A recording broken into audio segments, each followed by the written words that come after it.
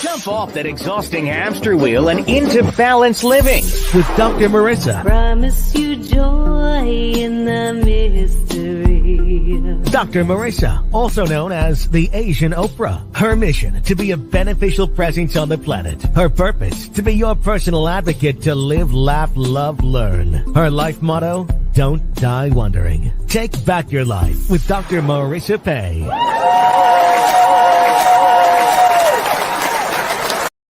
And welcome.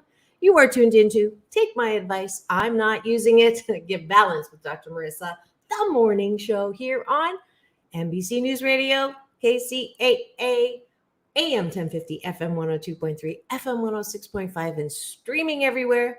iHeartRadio, Spotify, Stitcher, iTunes, TuneIn, Amazon Music, Audible, Tiki Live, Rumble, Podchaser, JioSaavn, and more. It's always great when I can make it all the way through that. I am your hashtag positively opinionated host who is here because I want more happy people. In fact, I'm on a Happy 88 mission, 88 million more happy people in the next 8 years. So that's why I've been on for 9 years. And how many shows are we at now? 736, where I am determined to start your day in the most positive way by having breakfast with you and my gratitude sandwich. And then today's show, we've got some great questions. One came in about conflict yesterday. If you don't think we're having issues with conflict right now, you've been in your cozy little isolated place, which is fine. But at the same time, every once in a while, we kind of have to look up and deal with what we're dealing with before we go back down and do a little bit of scuba diving and snorkeling in the beauty of life. And so we're going to talk about some Happy 88 tools and strategies on how to deal with conflict today. As well, I have some amazing stories from my on location hashtag Dr. Marissa reporting live work this last weekend. I've got excerpts from a really fun Long Beach Pride Parade that's put on by a nonprofit, as well as the Long Beach HR resources. These are all stories that I had to cover, and I just love to bring focus on solution clips here, and then a fascinating conversation that I got to cover at the Museum of Holocaust in Beverly Hills, right by the Grove. Didn't even know it was there. I knew about the Museum of Tolerance in Culver City, but this was an amazing, fascinating presentation called The Granddaughters of the Holocaust. And there was a granddaughter of an Auschwitz survivors talking and being moderated by another granddaughter of Auschwitz survivor talking to the granddaughter of Hitler's lawyer, who was sentenced to death in the Nuremberg Trials, German. She was a lawyer, and now she's doing these talks to educate us on what we can learn, lessons learned from the Holocaust. So all of those clips are going to be on today's show. I'm so glad you're here. As usual, I'm going to encourage you to go to the chat as my faithful listener, Ismael Cortez, is tuning in from Riverside. And whoever you are in the eyeballs that I see you, please interact with me. If you have conflict in your life right now, I'd like to personalize the Happy 88 tools. Please feel free to put them in the chat. If you'd like to actually come on and be a case study, I will extend the link and put that in the chat if you want to come into the studio to actually process it and get a free Dr. Marissa coaching session on the air. That's always available. Tuesdays and Thursdays, I like to interact. Monday, Wednesday, Friday, we have guests and or specific topics that we cover. And I also have a new, it's a competition. And I already have one who is interested to co-host with me. So if it sounds like something you've always wanted to do, let me know. I'm not opening it up right now yet as a competition because I may have too many. So go to drmarissa.life and put down co-host in the subject matter, subject line, so that I can send you some information about that. All right. So let's start with breakfast, gratitude sandwich.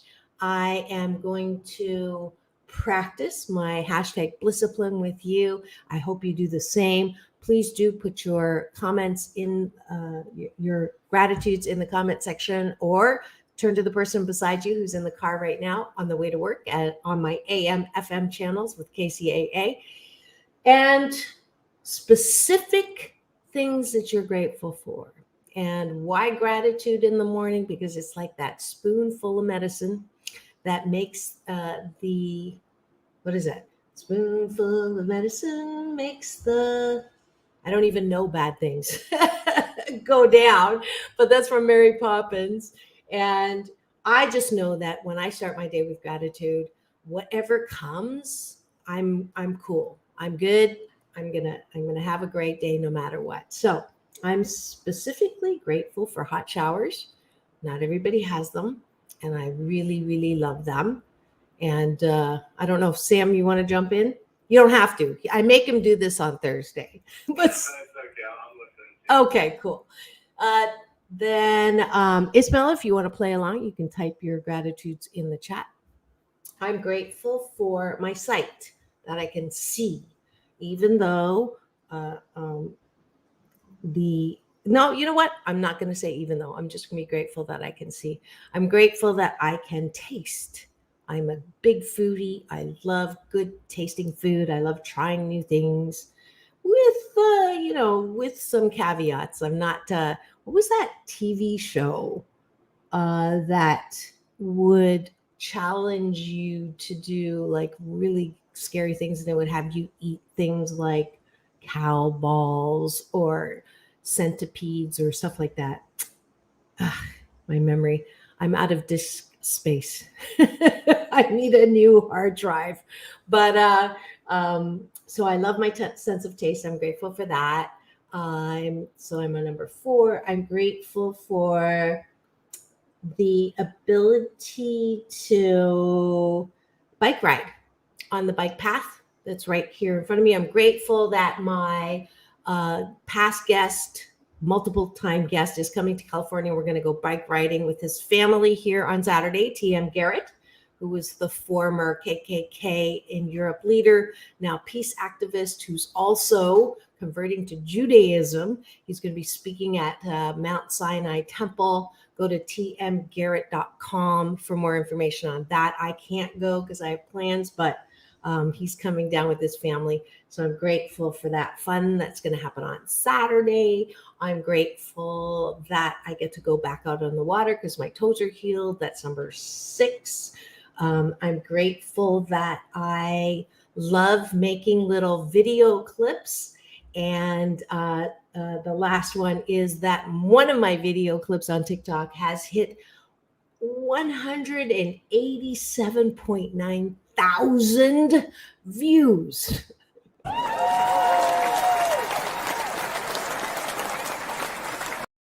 I mean, it's not viral, but it's the closest thing I've come to viral. So I'm just like shocked every day I go on. I was shocked when it hit 5,000. I think I've had like 2,000 or 3,000 views on things, but 187.9 thousand is a lot of views. And it's interesting if actually I'd rather you watch it on my Facebook or my YouTube. And let's see if we can find it quickly for you to actually see it, and I can share it with you. Let's see. Good. Here we go. And I'm going to make it full screen. And let's see. Nope, I can't make it full screen yet because I haven't shared it with you. But it's kind of an interesting video. Let's see. Here we go. I love technology. I get to show you whatever I'm looking at. Here we go. Video. Share. All right. And now I'm going to go and big screen it. Play. Big screen. It's okay. It's okay, baby. There we go. It's all right. She's a mama in labor. She's a young 3-year-old. And they're going to move her to a better place to give birth. So, what's interesting about that video is, let me make sure that's not going to play more stuff. So go watch it on my YouTube, because TikTok doesn't give me any financial goodies, but YouTube does a little bit, which goes directly to my nonprofit, 8 Ways to Happiness. So that video shows the capture, but not capture, to move the sea lion mama who's pregnant to a safer area than that, beach area where people are sunbathing, and it's a crowded area. You couldn't really see it there. Residential, when I lived in Seal Beach. And so the purpose of moving her was a beneficial thing. It was humankind helping Mother Nature. So the reactions on my TikTok have been the whole spectrum, and I'm giving you this because it fits nicely into the question of the day about conflict management. And if you have any kind of social media and you have people commenting and you don't like their comment, that's a conflict, and you may be tempted to go to battle. And one of my Happy 88 tools is know when to hold and know when to fold. So when I get negative comments on my social, which is probably less than 12% of the time, so over 88% of the time, it's very supportive. There's hearts, there's likes, there's positive comments, but up to 12% of the time, they are negative. And I remember the first negative comment I had, I was completely destroyed. I was so hurt. I took it personally. I think it was, I remember exactly when it was. I was in the Seal Beach salon shooting in the library the day that the families were sequestered to find out if their loved ones were harmed or killed or murdered. It was a horrible day. And as a result of that day, I was in that library, and I wrote an article about the experience. And it ended up being on the front page of the Orange County Register. And I wrote it because the voice woke me up at 4:30 in the morning to write it. And I became a grief commentator. I wouldn't say expert, but they called me a not a grief counselor, but processing grief. And I did have experience in that, but that wasn't my main gig at the point, but it became this central thing. And the comment was from someone, an older woman, who put down, "Who do you think you are?" And it just blew me away, because I still do, but it's not as strong. I used to have this BS, this belief system is, if I attack you or if I say something negative to you, you have every right to come back at me and say something negative to me. Okay. And conversely, if I've not said anything to you, if I've not attacked you, how dare you come at me? I did nothing to deserve your coming at me and challenging me or insulting me or criticizing me? And that was a very strong button. And in my coaching work, I would say 99% of my clients have that same, button that can be pushed. And the reaction is very swift, knee-jerk reaction. I'm going to go and I'm going to insult you back. And I would often, in my head, say, if I look like you, I'd be miserable too. Now, that's not very nice. And I've gotten to the point where I might still think that, but I don't say that. So that's why I wanted to talk about conflict management today, because with the advent of social media, it is all over the place. We don't even have to have all the things that have happened to elicit conflict. But the reality is things have gotten worse because of the pandemic. We're more on our social media or ways in which to respond to people and interact with people. We're less with our friends outside doing things. We're inside reading things that we maybe didn't have time for or didn't want to or weren't interested in. But now it seems like this knee-jerk, emphasis on jerk reaction, is so commonplace. It's like a, morning till night. The first thing you do, that's why I want you in gratitude sandwich. I don't want you to start doing this and reacting to things. So going back to the example, I've had people say, leave the sea lion alone. It's okay. Don't touch it. Don't take it. Don't trap it. Does SCOTUS know you're doing this? This is what's wrong with people. Some really sick people were saying, ooh, dinner, or I can't wait to taste that. And it's just horrific, the level of disrespect and ugliness and worst case scenario for people and their reactions, and the anger at me, the anger at the women who are trying to help the sea lion. You heard me say it on the video, right? What was happening. And so the first comment, I'm not proud of it, that came in was, leave it alone. It's not hurt. It's not damaged. And so instead of not responding to that, I decided, I went to my tool, when to hold and when to fold.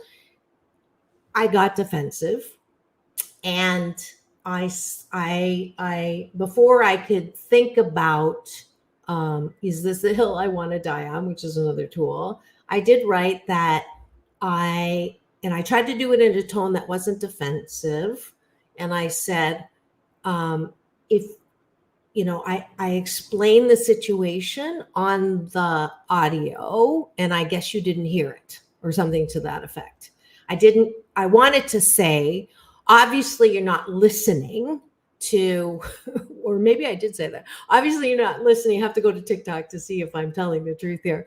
Obviously you didn't listen to the narrative. And then someone wrote back, well, maybe they couldn't hear it. You should be using closed caption. And I was very proud of myself. I wrote back, that's a good idea. And I didn't know, I'm not sure I know how to do that, but next time I will try. I was very proud of myself for that, because it was a good idea and I didn't react in a negative way. And that reply back has actually gotten a lot of hearts. So I'm grateful that I am able to catch myself, maybe not the first time, but the second time. So the large majority of the reactions have been hearts and, thank you. And isn't it great that that's happening? And it's my job to focus on whatever makes me feel better. So here's another tool for people in conflict. Does it feel good to stay in conflict? I'm not saying that conflict is bad, but if you stay too long in conflict, you begin to take on the same thing that you are criticizing from them. The rigidity that you hate becomes you. I'm going to let that one sink in. If you hate something long enough, you become the very thing that you don't like. And that keeps me talking and smack talking about peace as much as I do, because I do know that the approach that we take to conflict is so important. Because if we begin to push back the same way that they are pushing at us, then we become as rigid and unmoving as they are. And some of you will say, but Dr. Marissa, there are some things you really just have to have a war on. You know, you have to have a war on things that are not okay.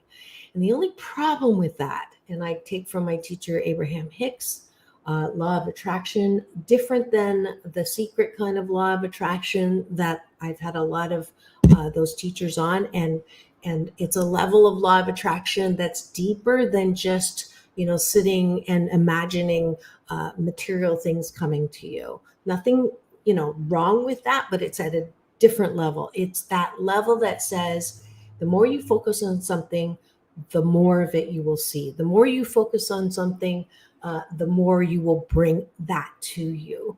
And if you're thinking hate, or if you're focused on problem, then you're going to stay in that problem mindset. And problem mindset is a uneasy, anxious, worried, that kind of energy.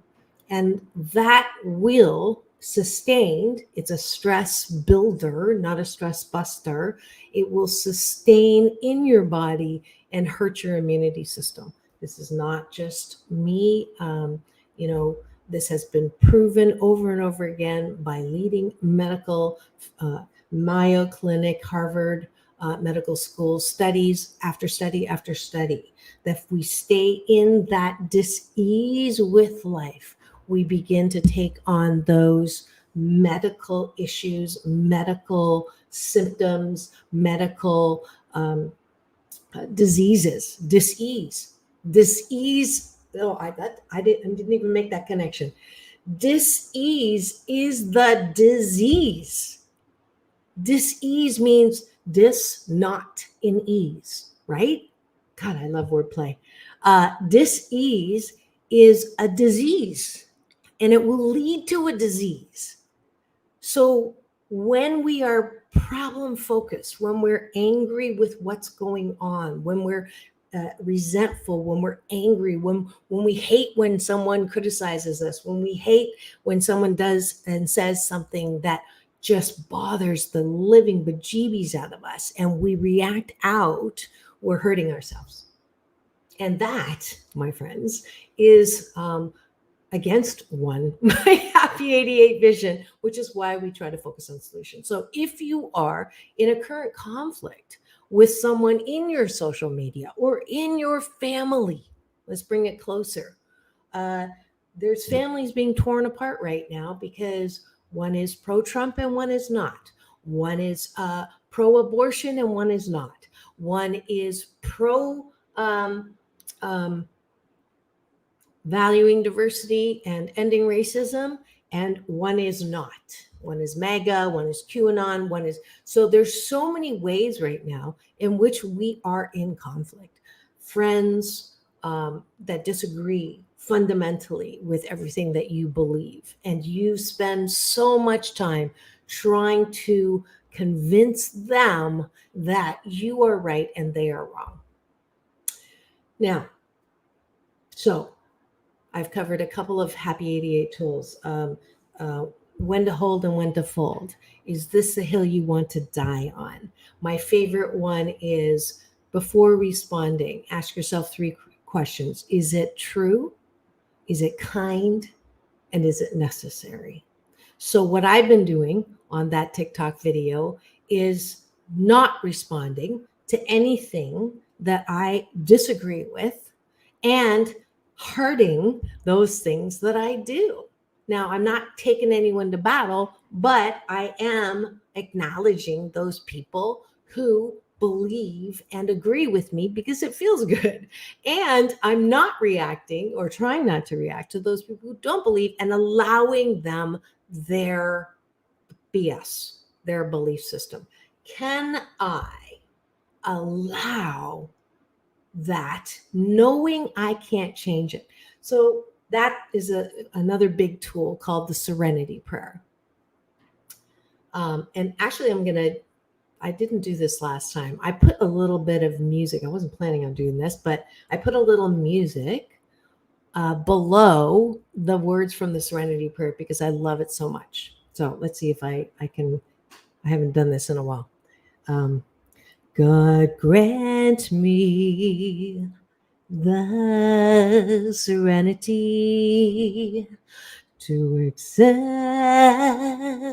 the things I cannot change and the courage to change the things that I can and the wisdom to know the difference. Today may I do thy loving will always. Amen.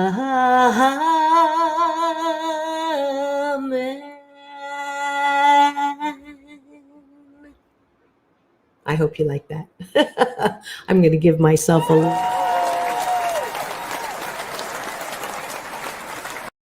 Sam, you beat me to it. Thanks for letting me share that. It's an original musical arrangement that I put is a prayer project. And you can find some of my original music on my website, drmarissa.life. If that moves you, all proceeds go to my nonprofit, 8 Ways to Happiness from Wherever You Are, which helps kids, teens, and young adults who have temporarily forgotten their birthright to happiness. So back to the tool. I love the 3 stanzas because it helps me with conflict. So accept the things I cannot change. So let's look at the conflict that a lot of people are going through right now. You know when someone is not going to change their mind. We're not stupid, right? If someone has never agreed with you on something, and every time you get into that topic, you butt heads. Acceptance is the answer for that conflict. Just know that that is what it is. They are as deeply rooted in their BS belief system as you are. And to go back into battle is not helpful for either of you. Now, what do you do about that conflict? Here's where I use this thing that I call, that I actually learned from a friend of mine, Reverend Arlene Hilton, who has been here on my show. And she's a wonderful teacher, and she is a director, spiritual director at a treatment facility, and she is a fellow lover and faculty at Agape International Spiritual Center, and she loves my big brother, Michael Bernard Beckwith, the founder, as much as I do. And she taught me a word called carefrontation. I love that word. Carefrontation means that if you care about the relationship, then it is worth going into conflict with to try to get to the other side. Now, if this is a person on the street that just disagreed with you on something and they don't mean anything to you, or they call you and say, I don't know you, you don't know me, and I'm never going to call you again. That's one of the Abraham Hicks examples that I love. So if the relationship doesn't mean anything to you, like the random person on my TikTok, for goodness sake, it doesn't even have the person's name, I don't know them, then I don't need to worry or get involved or poke the animal. There's another tool. Don't poke the animal. Don't go in there and say, well, obviously you're stupid, you didn't listen to it, and obviously not all people who trap animals are bad, and all like, it's like, why would I bother with that? It's unnecessary. Thomas Paine has another great saying. It says, trying to talk sense into someone who is unmovable. I don't know I'm messing it up. I'm paraphrasing. It's like administering poison to the dead. Or no, sorry. It's administering medicine to the dead. So I really should look these things up before I say them, but I'm not perfect. But it's like resentment in the 12-step program. It's like drinking poison and expecting the other person to die. Or my version of that is, I hate you. I don't want to look at you. So I'm going to poke out my eye so I don't have to look at you anymore, which is stupid because then I can't see anything, good or bad.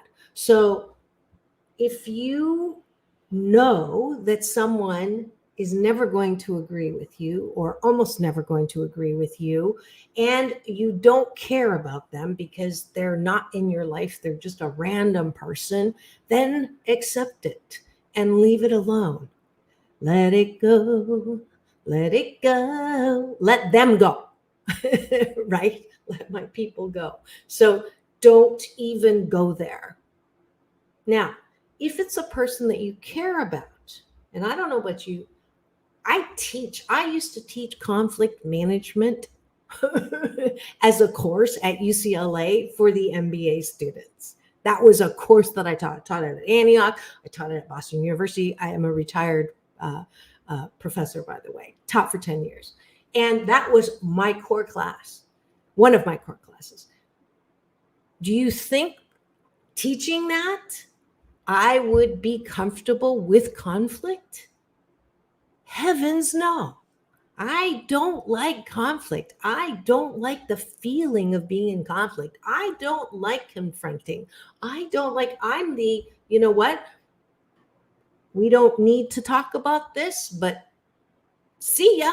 Talk to the hand. Bye. Unfriend. Don't hang around. That's it for that friendship. And I'm not proud of it, but it is always has been my eject button.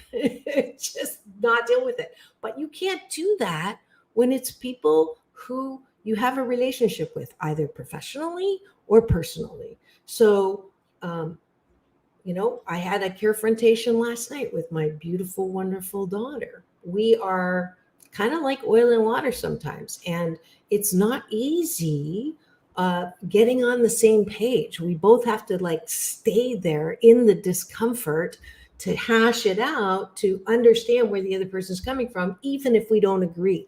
And it's a skill, believe me, and I'm not great at it. I should be, and I'm not going to shit on myself. I'm better than I have ever been, but it is a muscle for us to exercise. So if you care about the person, then it is something to work through. So that's another tool, confrontation. So hopefully I've given you some tools on how to work through that. So if you care for the person and you're never going to change their mind on it, then that's the first part of the Serenity Prayer. Accept the things you cannot change. The courage to change the things you can means that, do you have the skill to listen to someone who you completely disagree with and not judge them or answer back or give them a counter argument at all? So TM talked about this as people don't get to Capitol Hill January 6th overnight. So it's a 10-mile walk into the woods. So they've had life experiences and they've had BS and belief systems that get reinforced and reinforced to get to Capitol Hill, to get to bombing abortion clinics, to get to all of these things that we see in the news. It didn't come overnight. So if it's a person who's already walked into the forest and there's no changing their mind, then that first step, accept the things you cannot change. However, there are a lot of people who are maybe 1 or 2 miles into the forest. Those are the people that if you go at them with anger and go at them with judgment and go at them with criticism, that's going to further their walk into the forest. But if you can just stay back and listen and really try to hear something that will allow you to hook a common vision in, then you're way more likely to be able to get to that, okay, that point of we agree to disagree. We've lost that ability. We used to have the ability to say, let's agree to disagree. And I see that as almost off the boat. It's gone because we're so quick to just smack. So can we accept the courage to change the thing? Do we have the courage to suspend and hold our own belief system and still be able to listen? Because the value in being able to listen is the value to be able to come to solution. It's a different vibration in the problem. If we're stuck in the problem, stuck in the conflict, we cannot find a place where maybe we can come to some joint solution. So great example that happened recently, bipartisan, that Community Gun Act was two diametrically opposed coming together and finding something that they could find common ground to pass a legislation. That's what's going to need to happen. Otherwise, we're going to have, United States will be an oxymoron. There will be nothing united about it. So can you listen? The courage to change the things you can. And then the wisdom to know the difference. And that's the part where when to hold and when to fold. Is this truly necessary? Is this conflict really necessary? Is this conflict something that I really have to get involved in? Do I really want to poke the animal? I love that one, the visual. Don't poke the animal. Is it really necessary? Is it really necessary to go to bat on this? And there may be things that you do feel, and that's why you protest. But there are so many things that you really do not need to have a battle for. And that's the wisdom. And there's the answer to the question of the day. I'm Dr. Marissa. We're going to be right back with some on location # Dr. Marissa reporting live clips from my news coverage over the weekend that I think you'll find fascinating. I'll be right back here on Take My Advice. I'm not using it. Get balanced with Dr. Marissa, the morning show on KCAA, the station that leaves no listener behind.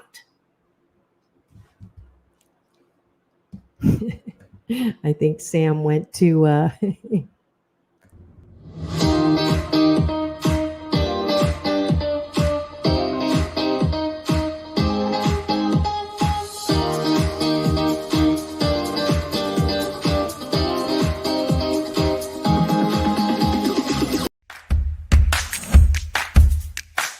Well, she has been dubbed the Asian Oprah, and she just wants all of us to be happy.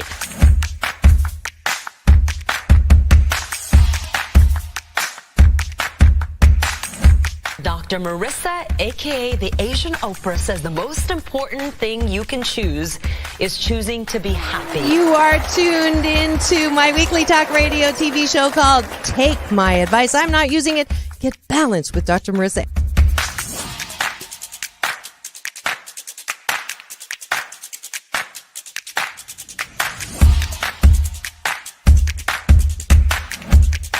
That's the idea for Dr. Marissa Pay's new book called 8 Ways to Be Happy. Many of us say, I am my own worst critic.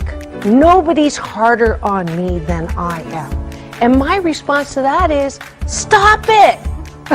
Why are you doing that to yourself? You have to be your biggest fan, because if you can't at the end of the day say, I did a good job, who is? We don't have to constantly be angry at the things that are wrong. Why don't we choose to be happy about things that are right? We have the choice. That's our muscle. And life is so amazing if we can see it.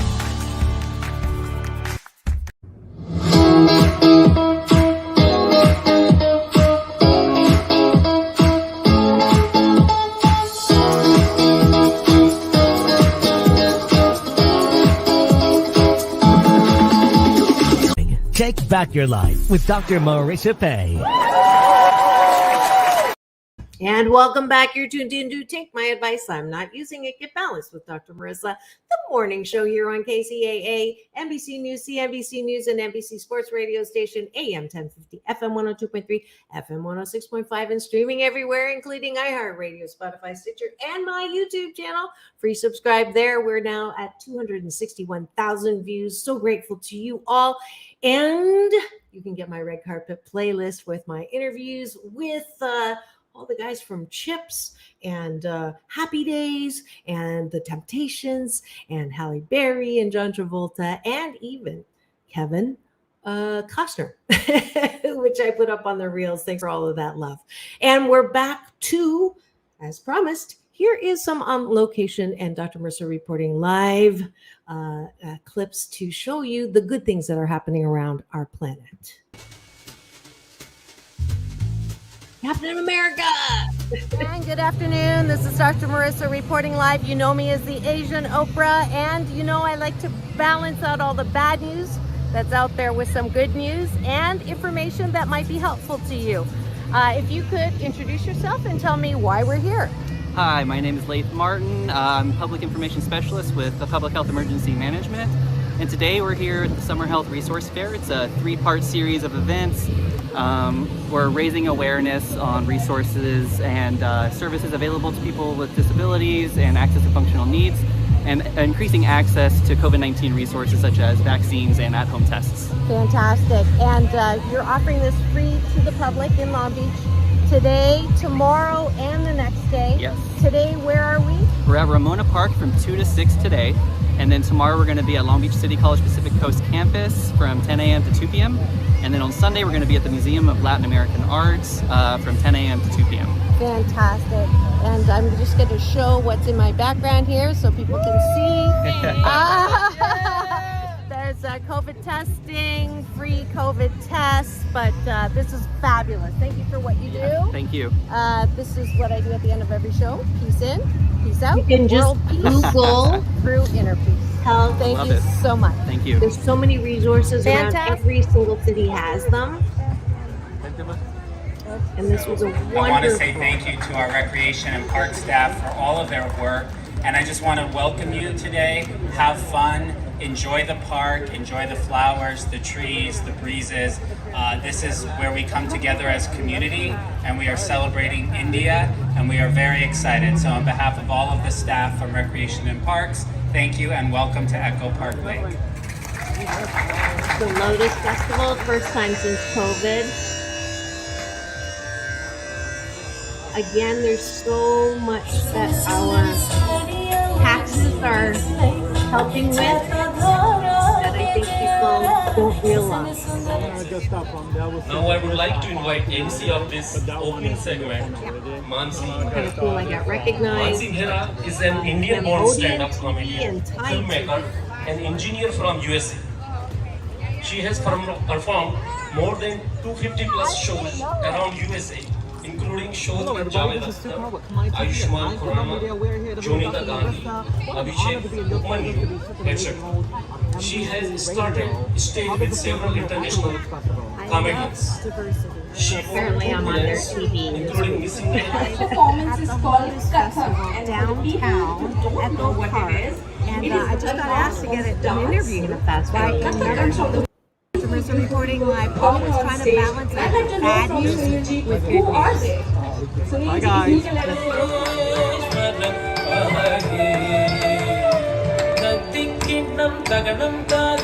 That's so beautiful. They pick a different Asian country every festival. So it was India's turn. Love the color of diversity.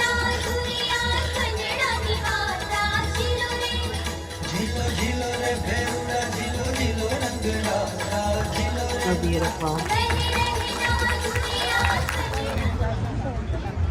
And then at night, there was this beautiful ceremony. I didn't even know this lake was here. Good evening, this is Dr. Marissa reporting live. You know me as the Asian Oprah, and I'm still here. Actually, I went and covered a couple of other stories and then came back for the Lantern Festival, where they're releasing lanterns into Echo Lake. And you can see the line of people behind me getting ready to put their lamps in the water, and it's so beautiful. Japanese tradition, setting intentions and wishes. I don't know if you can see them behind me. I'm going to zoom in. You can see them behind me. They're doing it very carefully so as not to pollute. This is Dr. Marissa, as always, balancing out all the bad news with good news and celebrating diversity. Remember, it's all about balance. Peace in, peace out, world peace through. Isn't she adorable? So people, it was actually a fundraiser, and people got to decorate. And there's little tea lights you can see in there, and they float out. Saw lots of ones on peace and joy and love. We need to balance out all that isn't that right now. And then the Long Beach Pride Parade in Freda Heights School. This is my building, which is wonderful when I don't have to go far to cover the news.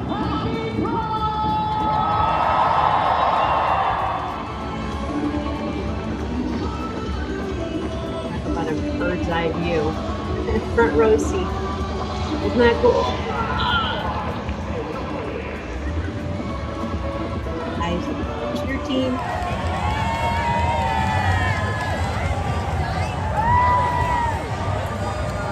Such a great day. 2022.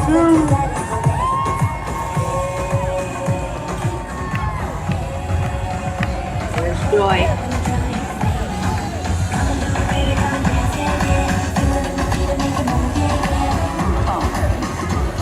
Tried one of them. I need to try one of them.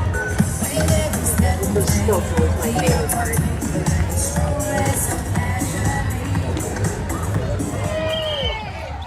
And I love this top. Years, the trauma that she was carrying along, this baggage that she had been carrying along with her. And this was the one amazing. thing that I forget to mention in your previous question is my sister and I had sleepovers a lot at my grandparents' house. And my grandmother had nightmares at night. Teaching a lot about change and also about influencing and how we influence ourselves and how we influence others.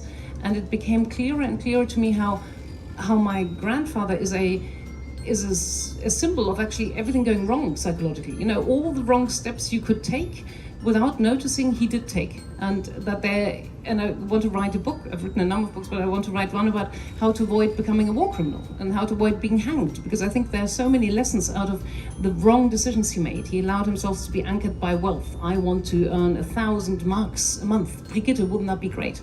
You can be the Queen of Poland.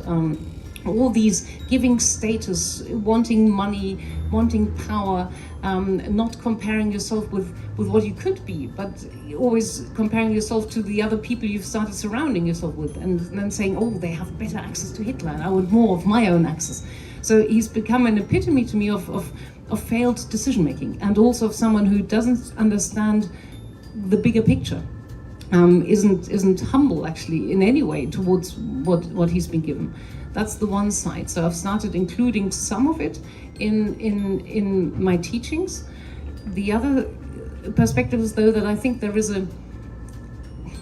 I keep on meeting people who don't want to talk about the war anymore, and they don't want to talk about the German role. And I find that just recently I was teaching in something called the Industrieklub Düsseldorf, and it's a very famous industry club where Hitler actually delivered a speech in 1936.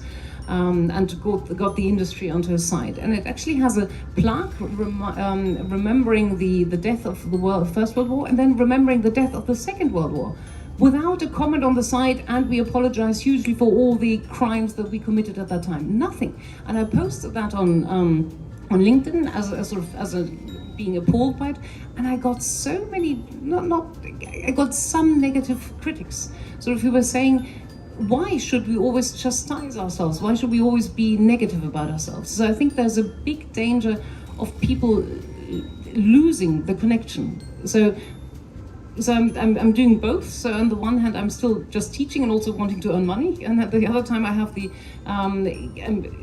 growing passion that if you understand the mind of one criminal, it helps you understand where there's the road to evil. And I've seen myself sometimes slide down it, and hopefully up to now have stepped back, but I've seen others slide down it. So that's why I've started including I want to go back to Franziska. Her father made a choice. Franziska has made a choice, and to publicly condemn what her grandfather has done. And I feel like, that's something that's important to me too, to pass down to my children is, we have a choice to speak out and not just, continue sharing their own family history, but, this is something that we teach at the museum. And education is a big part of this. We want all of the visitors who come here, when they leave, to feel this sense of responsibility when they're out in the world. To be an upstander, to speak out. We can't be quiet anymore. I mean, my biggest fear is, in the museum, the second gallery that talks about the rise of Nazism and that chipping away of people's rights, that's something that I heard my whole life from my grandparents, the slippery slope. And so we all need to remain very vigilant and take a role. We have a shared responsibility in this. So yes, the museum, places like our institution, plays an important part in the society in terms of education and making sure it continues to be part of the school curriculum.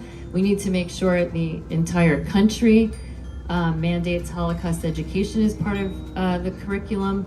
But we all have a shared responsibility to be vigilant, to speak out, to do things, that are right.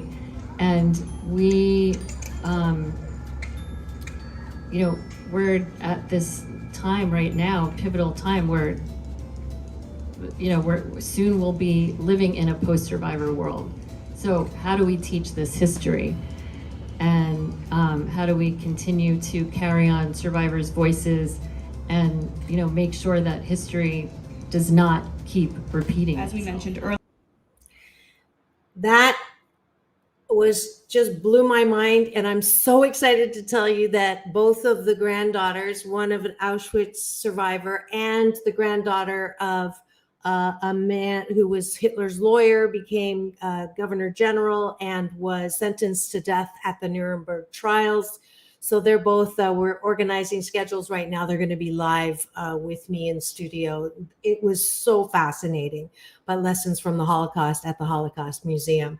So I'm hoping you will continue to stay tuned to this show about hope and happiness, because I want you to be in the solution. Hope you have enjoyed and learned something today. This is Dr. Marissa reporting live from my living room with show number 736. We'll see you tomorrow here on Take My Advice. I'm not using it. Get balanced with Dr. Marissa.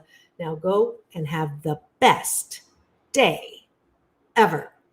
Peace in, peace out, world peace through inner peace.